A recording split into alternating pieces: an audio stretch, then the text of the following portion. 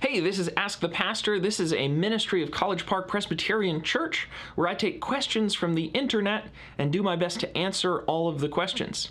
This one's actually from one of my church members. He asks, unicorns in the Bible?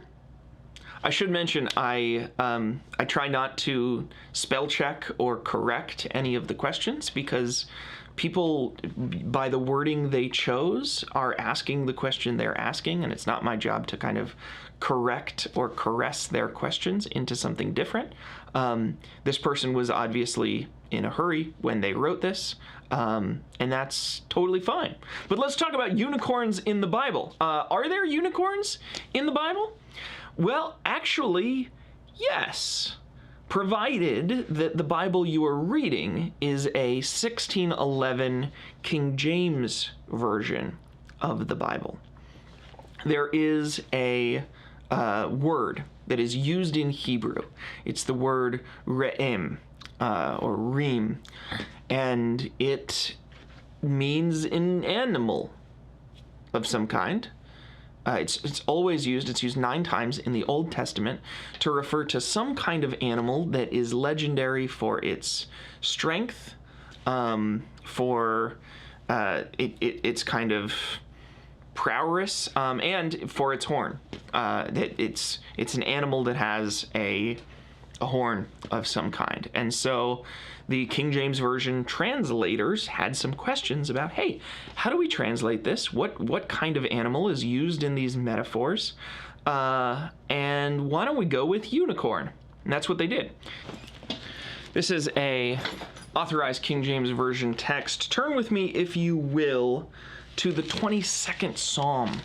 So many of us know the 23rd Psalm in the King James Version. It'll be interesting to open to the 22nd. That's the one that begins, my God, why hast thou forsaken me?" So Jesus quotes it when he's on the cross. And check out here, let's start in verse 20. Psalm 22, verse 20. "Deliver my soul from the sword, my darling from the power of the dog. Save me from the lion's mouth, for thou hast heard me from the horns of the unicorns." So in the English Bible, yes, one translation features unicorns. I would argue that the correct translation of Re'em is Auroch. The Auroch was a giant ox, cow thing. It was the granddaddy of our modern cattle. And they could sit 6 feet high at the shoulder. They were enormous bovines that are extinct now. So that makes sense to me. That these aurochs, we wouldn't know what the Hebrew word is for them now because it's an extinct animal. What was it that they called them in the ancient world? But even in the ancient world, when they did exist, when they were real things, they were creatures of legend. And we have tales from the Isle of Crete about people who would do flip tricks up onto these massive auroch beasts. And so I think that's probably the right translation. Most English translations will say wild ox, mostly because if you saw the word auroch in a Bible, it would throw you off, and you'd be like, what is that? Well, it's a wild ox, so we'll just call it a wild ox. But that leaves behind the really interesting discussion of unicorns in the 1611 King James Version of the Bible. For one thing, a lot of people really like the King James Version of the Bible. It's beautiful. The verbiage and the poetry is some of the best, and it's what a lot of us memorized as young kids, or what our parents memorized as kids and they passed on to us. So phrasing from like the Lord's Prayer or the 23rd Psalm is very familiar to us in the lingo and the language of the King James Version. So it's very close to a lot of people's hearts.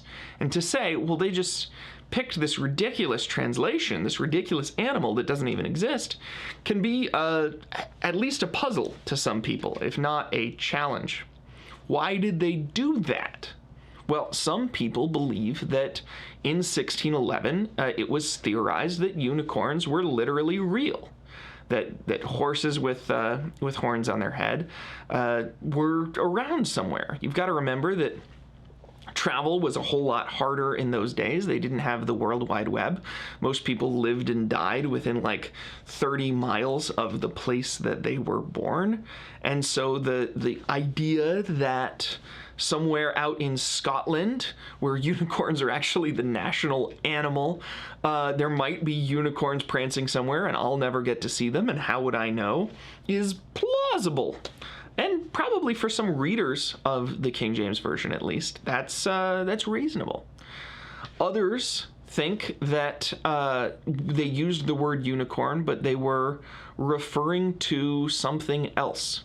That their idea, when those writers at that time were referring to a unicorn, they were thinking of like maybe a one-horned rhinoceros. And the third option, which I should not fail to mention, is don't be so literal all the time. Maybe these 8 or 9 mentions in the Old Testament were never meant to be real live animals to begin with. Thank you for asking this question. I hope it's been fun for you to kind of engage with that idea. It certainly has been fun for me. If it answered your question, I hope you'll share it. You'll give this video a share on whatever social media you prefer. If you've got more questions, maybe you don't agree with me, maybe you want to defend that translation of unicorn, or you think ram means something entirely different, maybe it does mean rhinoceros, I hope that you will talk to me about it and make another video even, and we can create community here in this time. And finally, if you would like to ask your own question, you can send it to me in a comment and I will answer it just as I answered this one. You can watch other videos. They're up here. Thank you. Have a blessed day.